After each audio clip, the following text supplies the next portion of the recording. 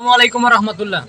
আমার দেশ এবং দেশের বাইরে যে যেখান থেকে আমার ভিডিওটা দেখতেছেন, পারলে দ্রুত শেয়ার করে দিবেন। আপনার একটা শেয়ারের কারণে ভিডিওটা অনেকের কাছে পৌঁছবে এবং অনেকের কাছ থেকে আমরা সাহায্য পাবো।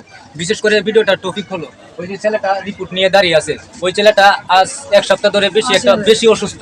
ওনার লাংসে পানি এসে গেছে এবং কিডনিতে কিছু সমস্যা আছে, যে রিপোর্টে দেখা হয়েছে।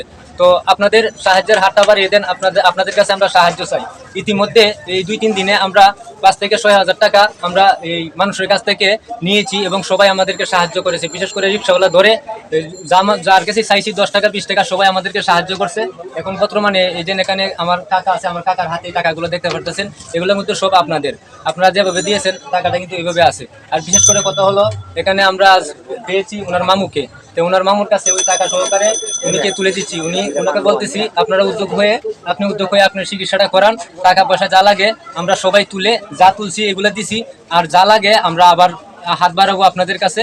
তো আপনাদের সাহায্য চাই, আপনারা আমাদেরকে কিছু দিয়ে হেল্প করেন। আপনার 10 টাকা 20 টাকা 100 টাকা 500 টাকা, আপনার 10 টাকা দিয়ে ওই ছেলেটার জন্য একটা ওষুধ কিনতে পারবো।